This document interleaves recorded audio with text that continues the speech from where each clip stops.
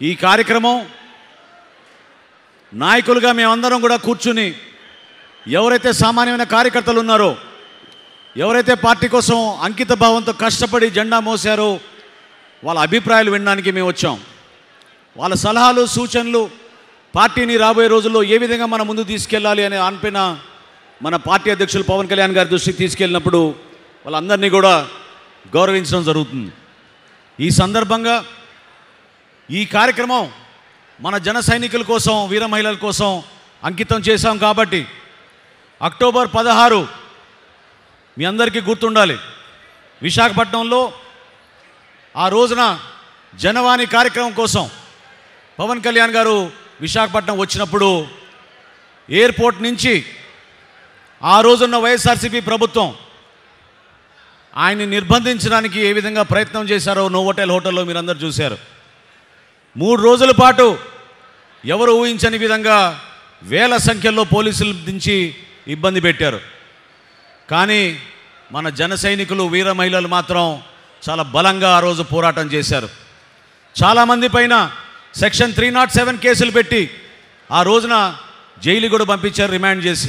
మన కార్యకర్తలు, మన నాయకులు ఎంతో అద్భుతంగా పోరాటం చేసి నిలబెట్టారు ఆ రోజున మన పార్టీని.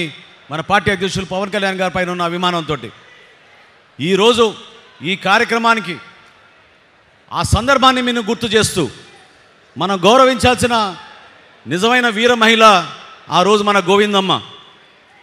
అర్ధరాత్రి పూట పవన్ కళ్యాణ్ గారు నిర్బంధించారని తెలిసి ఆమె తన బిడ్డతోటి, 3 సంవత్సరాల పసిబిడ్డతోటి విశాఖపట్నం బీచ్ రోడ్డు పైన ఆమె నిలబడి పార్టీ కోసం, పార్టీ జెండా కోసం, పవన్ కళ్యాణ్ కోసం రాత్రంతా కూడా మా అన్నని మాత్రం అరెస్ట్ చేస్తే మేము ఊరుకోమని చెప్పి ఆ రోజు గోవిందమ్మ గారు వచ్చారు.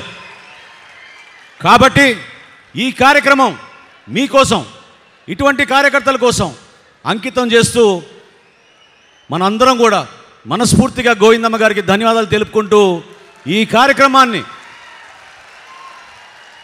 ఆమెని ప్రారంభించమని మనస్ఫూర్తిగా కోరుకుంటున్నాను.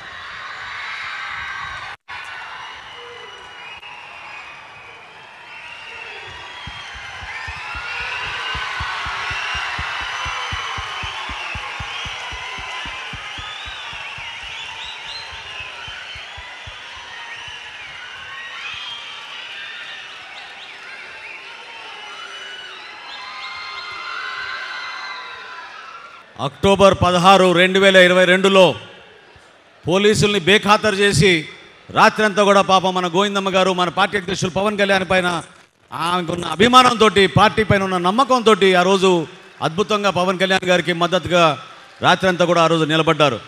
మనస్ఫూర్తిగా జనసేన పార్టీ అధ్యక్షులు పవన్ కళ్యాణ్ గారి తరఫున, మనందరి తరఫున మరొక్కసారికి ఆమెకి మనస్ఫూర్తిగా కృతజ్ఞతలు తెలుపుకుంటూ జనసేన పార్టీ ఇటువంటి ఆదర్శవంతమైన మహనీయుల ద్వారా మనం ముందుకు తీసుకెళ్తున్నాం. ప్రత్యేకంగా మీ అందరికీ, మన అందరి తరఫున మీకు గోవిందమ్మ గారికి, మీ కుటుంబానికి నమస్కారాలు. ఈ కార్యక్రమం నాయకులుగా మేమందరం కూడా కూర్చుని ఎవరైతే సామాన్యమైన కార్యకర్తలు ఉన్నారో, ఎవరైతే పార్టీ కోసం అంకిత భావంతో కష్టపడి జెండా మోసారో వాళ్ళ అభిప్రాయాలు వినడానికి మేము వచ్చాం. వాళ్ళ సలహాలు సూచనలు పార్టీని రాబోయే రోజుల్లో ఏ విధంగా మనం ముందు తీసుకెళ్ళాలి అనే అనిపిన మన పార్టీ అధ్యక్షులు పవన్ కళ్యాణ్ గారి దృష్టికి తీసుకెళ్ళినప్పుడు వాళ్ళందరినీ కూడా గౌరవించడం జరుగుతుంది. ఈ సందర్భంగా ఈ కార్యక్రమం మన జన సైనికుల కోసం, వీర మహిళల కోసం అంకితం చేశాం కాబట్టి అక్టోబర్ 16 మీ అందరికీ గుర్తుండాలి. విశాఖపట్నంలో ఆ రోజున జనవాణి కార్యక్రమం కోసం పవన్ కళ్యాణ్ గారు విశాఖపట్నం వచ్చినప్పుడు ఎయిర్పోర్ట్ నుంచి ఆ రోజున్న వైఎస్ఆర్సీపీ ప్రభుత్వం ఆయన్ని నిర్బంధించడానికి ఏ విధంగా ప్రయత్నం చేశారో నోవోటెల్ హోటల్లో మీరందరూ చూశారు. 3 రోజుల పాటు ఎవరు ఊహించని విధంగా వేల సంఖ్యలో పోలీసులు దించి ఇబ్బంది పెట్టారు. కానీ మన జన సైనికులు, వీర మహిళలు మాత్రం చాలా బలంగా ఆ రోజు పోరాటం చేశారు. చాలామంది పైన సెక్షన్ 307 కేసులు పెట్టి ఆ రోజున జైలు కూడా పంపించారు, రిమాండ్ చేసి. మన కార్యకర్తలు, మన నాయకులు ఎంతో అద్భుతంగా పోరాటం చేసి నిలబెట్టారు ఆ రోజున మన పార్టీని.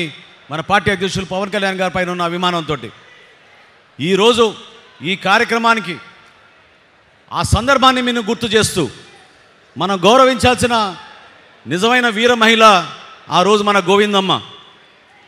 అర్ధరాత్రి పూట పవన్ కళ్యాణ్ గారు నిర్బంధించారని తెలిసి ఆమె తన బిడ్డతోటి 3 సంవత్సరాల పసిబిడ్డతోటి విశాఖపట్నం బీచ్ రోడ్డు పైన ఆమె నిలబడి పార్టీ కోసం, పార్టీ జెండా కోసం, పవన్ కళ్యాణ్ కోసం రాత్రంతా కూడా మా అన్నని మాత్రం అరెస్ట్ చేస్తే మేము ఊరుకోమని చెప్పి ఆ రోజు గోవిందమ్మ గారు వచ్చారు. కాబట్టి ఈ కార్యక్రమం మీకోసం, ఇటువంటి కార్యకర్తల కోసం అంకితం చేస్తూ మనందరం కూడా మనస్ఫూర్తిగా గోవిందమ్మ గారికి ధన్యవాదాలు తెలుపుకుంటూ ఈ కార్యక్రమాన్ని ఆమెని ప్రారంభించమని మనస్ఫూర్తిగా కోరుకుంటున్నాను.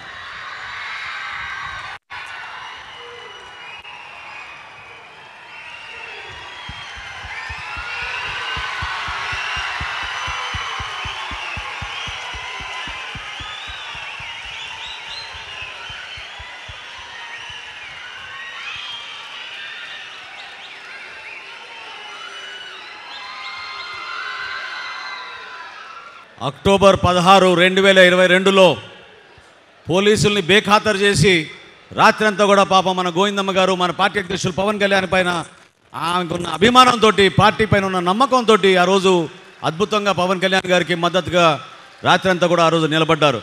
మనస్ఫూర్తిగా జనసేన పార్టీ అధ్యక్షులు పవన్ కళ్యాణ్ గారి తరఫున, మనందరి తరఫున మరొక్కసారికి ఆమెకి మనస్ఫూర్తిగా కృతజ్ఞతలు తెలుపుకుంటూ జనసేన పార్టీ